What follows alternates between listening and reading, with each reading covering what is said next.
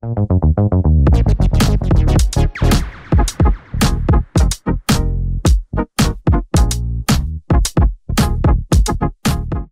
안녕하세요. 자, 여러분들 오늘은 여러분들 또 뉴스 커뮤니티에서 많이 떠드는 얘기들 몇 가지 정리를 하러 나왔는데요.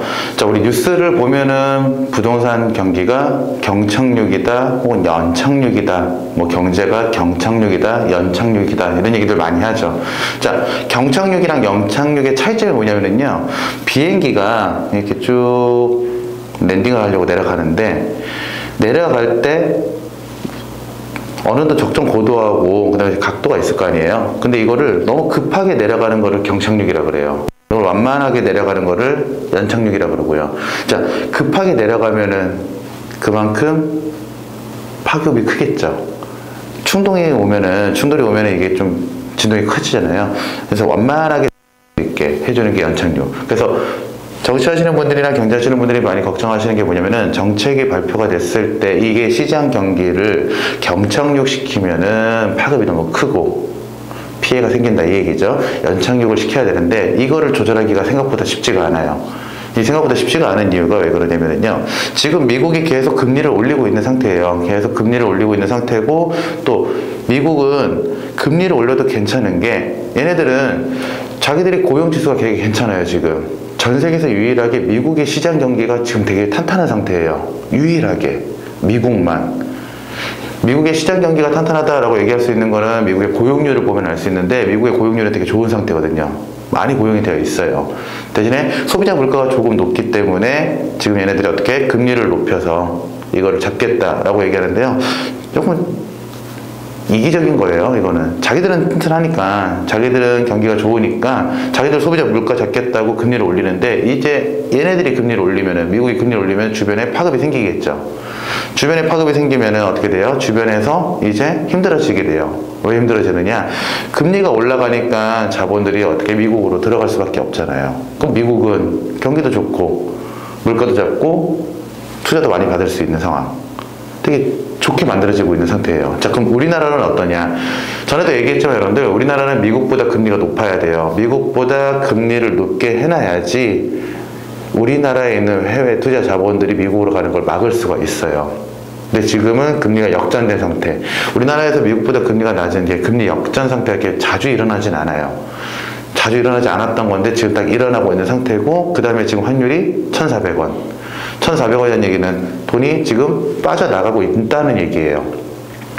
환율이 계속 올라갔잖아요. 이거 1,400원 넘어간 것도 여러분들 IMF 때나 그 다음에 뭐 리만 브러스 사태 이럴 때 좀 큰, 우리가 알고 있는 세계적인 이슈 생길 때 그때예요. 그러니까 지금 어떻게 해요? 금리도 낮은 상태에서 환율이 조금씩 올라가고 있으니까 지금 자본이 빠져나가고 있는 상태죠. 자, 여기서 이제 우리가 주의할 점이 뭐냐면은, 자, 환율이 높고 그 다음에 금리도 점점 올라가고 있어. 그리고 더 큰 문제는 이게 우리나라만 그런 게 아니라 중국도 그렇고 일본도 그렇고 다들 약세예요. 경기가 안 좋은 상태예요. 같이 빠져나가고 있는 상태다 이 얘기예요. 우리가 우리나라만 보면 안 되는 게, 중국, 일본, 한국 이렇게 묶여 있잖아요. 한중일 묶여 있는데 중국도 안 좋고 일본도 안 좋고 또 우리나라도 조금 안 좋고, 그러면 어떻게 돼요? 동아시아권에서 다 빠져나갈 수 있는 유출 사태가 생길 수가 있는 상태예요. 자, 그러면 이제 우리나라는 어떻게 해야 되느냐? 경착륙 되는 걸 막아야 돼요. 연착륙으로 바꿔야 된단 말이에요. 그러면은 금리는 어쩔 수 없이 미국보다 올려야 되는 상황이고, 그 다음에 금리를 미국보다 올려야 되는 상황에서 부동산 경기는, 금리가 올라가고 환율이 높아지면 부동산은 되게 힘들어지거든요. 왜냐면 건물을 지어야 되는데 자재도 사 와야 되고 인건비도 줘야 되고 여러 가지 돈 나갈 때가 많단 말이에요. 돈 나갈 때가 많은 상태에서 지금 돈 빌려오기도 힘들어지고 사오기도 비싸면은 힘들어지겠죠. 그래서 지금 보시면은 여기 주택도시보증공사 허그에서 어저께 10월 17일 어저께 이제 민간 아파트 분양 가격이라는 거를 발표를 했어요. 분양 가격 동향이라는 걸 발표했는데, 분양 가격 동향의 최종본 보면은, 자, 22년 10월 17일 전국 민간 아파트 제곱미터당 평균 분양 가격은 450만 5천 원으로 전월 대비 1.13% 상승했다라고 발표를 하고 있어요. 자, 우리나라는 분양가 상한제라는 게 있어요, 여러분들. 특정 분양, 적정 분양가보다 더 받을 수가 없어요. 그래서 뭐 건설사들이 이제 옵션으로 많이들 금액들을 채우고 있는데, 기본 분양가가 올라가 버리면은 당연히 전체적으로 분양가가 높게 형성될 수밖에 없겠죠. 분양가 높게 형성되면은 우리 집 살 때 현금 싹 다 갖고 가진 않잖아요. 대출 받고 어디 빌려오잖아요. 이 빌려오는 돈이 더 커진다 이 얘기예요. 그래서 지금 보시면은 여러분들 크게 상승하진 않았어요. 1% 상승했어요. 1%. 근데 우리 부동산 시장에서 1%면은 큰 돈이죠. 그렇죠? 부동산에서 1%면 큰 돈인데, 지금 보시면은 이게 자꾸만 올라가고 있는 추세. 다시 보시면은요, 21년 9월, 그 다음에 22년 8월. 자, 지금 보면은 단위 1,000원으로 되어 있어요. 그러니까 여기는 425만원, 여기는 445만원. 20만원 올랐죠. 근데 여기서 다시 5만원 더 올랐네요. 450만원 올랐죠. 전월 대비 1% 올랐다. 전년 동월 대비 5% 올랐다. 전국에서. 그리고 서울, 수도권은 조금 더 올라가고 있는 추세죠. 근데 제가 봤을 때 이거 계속 올라갈 것 같아요. 분양가 상한제라는 것 때문에 많은 재건축, 재개발들이 좀 막혀있는 상태거든요. 건설사들 입장에서는 더 받고 싶고, 더 받고 싶다라는 건 당연히 개인의 욕심이고 또 기업의 이윤을 추구하는 거기 때문에 당연한 거예요. 근데 지금 억지로 막아놨잖아요.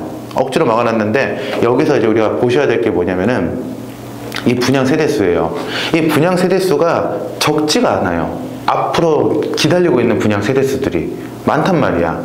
그러니까 계속 아파트를 지어내고 있어요. 그러면 이제 많이 지어지고 있으면은 누가 붙어요? 당연히 실거주자들도 붙지만 신규 분양 같은 경우는 누가 또 붙어요? 투자자들도 많이 붙게 돼요. 계약금 10%만 일단 내놓고, 그 다음에 분양 완료되는 2년 동안 중도금 유예 좀 해놓다가 마지막에 이제 분양 시점 됐을 때 뭐 전매를 하던, 전매가 제한되어 있으면 뭐 전월세를 줘서 갭으로 먹던 이런 작업들을 하게 돼요. 근데 정부가 원하는 거는 그게 아니거든. 정부가 원하는 거는 다주택자들이나 이런 것들을 좋게 해주고 싶진 않아요.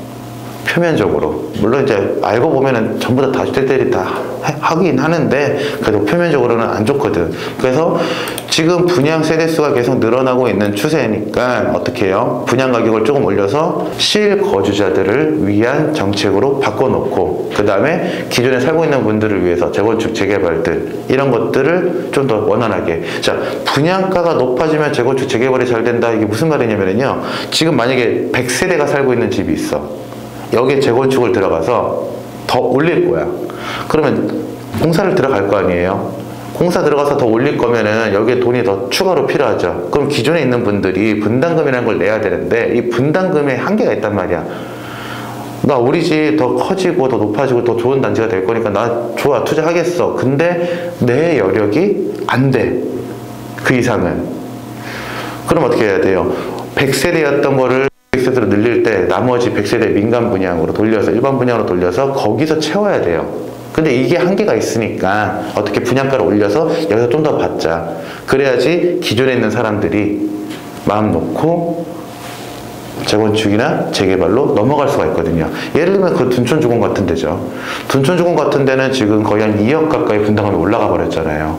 2억 가까이 분담금이 올라간 이유는 일반 분양에 분양가 상한제가 적용이 되기 때문에 받을 수 있는 돈이 한정적이니까 기존에 있는 유치권을 갖고 있는 기존의 세대들이 어떻게 돈을 부담하고 있는 상태가 되는 거죠. 그러니까 당장에 뭐가 생겨요? 피해자가 생겨버리는 상황이 돼버린 거죠. 그러니까 어떻게 돼요? 분양가를 좀 더 올리고 또 올리고. 제가 보기에는 분양가는 계속해서 올라갈 것 같아요. 분양가는 계속해서 올라갈 것 같고, 제가 보기에는 제가 항상 얘기하잖아요. 계속 올라갈 거예요. 올라갈 건데 안 올라가고, 그 다음에 또 시장이 안정화되는 지역들도 있다라고 항상 말씀을 드렸어요. 어디라 그랬어요? 제가 지금도 부동산 투자 괜찮다고 얘기한 지역들, 어디 수도권의 역세권 지역, 여기는 괜찮다고 그랬죠. 자, 근데 여기서 이제 하나 더 들어갑시다. 수도권의 역세권 지역들 중에서 어디냐면은 구도심들, 구축단지들 있는 데들, 여기는 더 좋아지는 거예요. 이제 보세요. 분양가가 점점 올라가고 있는 상태예요. 분양가가 점점 올라가고 있는 상태고, 지금 수도권에 있는 역세권들 중에서 이제 인프라가 이미 다 갖춰진 지역들 있잖아요.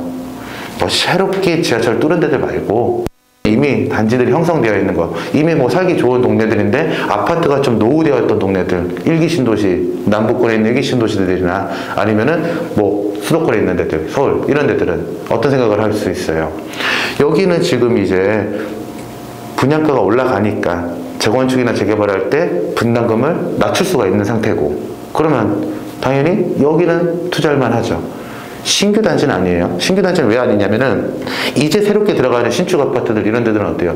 인프라가 아직 구성이 안 되어 있는 상태예요. 신도시 보면은요, 여러분들 인프라가 구성될 때까지, 다시 얘기해서 좀 살만하다, 편하다라고 얘기할 때까지 한 5년에서 10년은 걸려요. 처음에 들어가면 그냥 허허벌벌 황무지예요. 가게들 맨날 바뀌고 버스 뭐 30분, 1시간에 한 대씩 오고, 지하철 뭐 증편한다 만다 이런 얘기만 계속 나오고, 조금 힘들게 사는 곳이야. 이게 나중에 시간이 지나서 완성이 되는 거니까. 근데 보셔야 될 게, 신도시들 같은 경우들 여기에 이제 인프라들이 계속 들어와야 되는데, 인프라들이 들어오려면 어떻게 해야 돼요? 돈을 써서 투자가 들어가야 되는데, 지금 어떻게 돼요? 투자가 어려운 상태가 된 거죠. 금리가 올라가니까, 돈이 없으니까. 그러면 신도시 단지들, 이제 새롭게 분양되는 단지들 같은 경우에는 개발이 좀 더 늦춰질 것이고, 그러면 조금 살기가 조금 불편할 거고, 집이야 깨끗하고 좋죠. 신축 얼마나 좋아요. 근데 집 밖에 나가면은 뭐가 없어. 집 밖에 나가면은 버스가 한참 기다려야 돼. 집 밖에 나가면은 지하철이 뭐 하염없이 기다려야 돼. 뭐가 없어. 근데 구도심들은 이미 다 갖춰져 있잖아요. 그렇죠? 집은 낡았지만 나가면 인프라는 잘 되어 있고, 인프라는 잘 된 상태에서 이런 식으로 분양가를 계속 올리고 있으면은, 이제 재건축 재개발 사업할 때 계산이 잘 나오겠죠? 이거 올려도 분양가가 높으니까 할만할 것 같아, 사업성이 있을 것 같아, 그럼 재개발 재건축하자. 그럼 이슈도 터지는 거고, 그럼 어떻게 돼요? 계속 그 단지는 오를 수가 있는 거고요. 지금 상황은 제가 봤을 때 신도시, 즉 신축 아파트들 단지가 아닌, 계속 얘기하지만 구축, 역세권, 입지 좋은 데들 중에서 조금 연식 있는 아파트들에 투자 혹은 실거주 괜찮다고 생각을 해요. 오래 안 걸려요, 여러분들. 지금 뭐 90년대 해서 2000대 초반에 지어진 아파트 단지도 많잖아요. 이제 뭐 20, 30년 되는 단지들도. 이런 데들은 한 4, 50년, 한 10년 정도 버티면은 이슈가 계속 터져요. 근데 그 10년 동안 버티기만 하느냐, 중간중간에 이슈가 계속 나올 거예요. 중간중간에 이슈가 계속 나올 거고, 이 상황에서는 건설사들도 지금 먹거리를 찾아야 되니까 분양가 올리고 재개발 재건축에 눈을 돌릴 수 있는 시기가 된 거지. 신규 분양 세대 수가 계속 늘어나고 있는 상태에서는, 부담이 돼, 신규 단지들은. 그래서 여러분들 계속 하는 얘기지만, 너무 금리가 높다, 나는 지금은 더 기다리겠다, 기다리는 거 개인의 선택, 오케이, 괜찮아요. 근데 우리 통계적으로 봤을 때, 역사적으로 봤을 때 크게 보면은 부동산 안 좋다 할 때 들어갔던 사람들도 시간이 지나면은 이 투자는 괜찮은 투자였다라고 해석을 해요. 좋다 지금 들어간다면 당연히 더 좋은 거고, 어떤 사람들이 후회를 하죠? 기다려야지, 너무 안 좋으니까 기다려야지, 너무 좋으니까 더 좋은 거 있을 것 같아서 기다려야지, 이런 분들이 후회가 더 커지는 상황. 그래서 저라면은 분양 올라가고 있잖아요. 구도심에 역세권 한번 찾아보시고, 대신에 하나만 더 보세요. 도심 인프라 잘 되어 있고 역세권이면 좋아요. 근데 거기서 뭐 하나만 더 보시면 되냐면은, 그 단지에 부동산 가서 물어보세요. 그 단지에 전세하고 매매하고 차이를 좀 보세요. 전세가 많다는 얘기는 투자가 좀 있다는 얘기잖아. 전세가 많다는 얘기는 집주인들이 지금 딴 사람들이고, 거기에 이제 세입자들이 들어가 있는 건데, 금리 올라가면은 던질 수가 있는 것들이거든. 근데 이 단지는 전세보다는 매매가 많습니다. 이런 것들은 버티거든요. 지금 같은 경우는 버틸 시기니까 이런 데들은 잘 안 떨어져요. 그래서 단지를 잡고 부동산 가서 물어볼 때, 이 동네에 뭐 살기 좋아요, 지하철까지 얼마나 걸려요, 뭐 좋아요, 뭐 이런 거 가보면 알고, 걸어보면 알아요, 여러분들. 그런 거 묻는 거 아니야. 부동산 갔을 때 뭘 물어봐야 돼요? 전세하고 매매하고 비율이 어느 정도 되냐, 여기 이 동네에 전세가 많아요, 매매가 많아요, 이런 거만 물어보세요. 부동산이 제일 잘 알 거 아니야, 그쵸? 부동산이 제일 잘 알아요. 그럼 제가 얘기해 주겠죠. 이 동네는 실거주자들이 많아요, 매매가 많아요. 이 동네는 인프라 좋아서 전세도 많지만 그래도 이 전세 하시는 분들이 계속 집을 살려고 눈여겨봐요. 자주 와요. 보이잖아요, 여러분들. 그런 거 한번 찾아보세요. 그러면 여러분들 좋은 결과, 물론 당장은 힘들지만 멀리 봤을 때 좋은 결과 나올 수 있을 거예요. 자, 오늘은 여기까지. 감사합니다.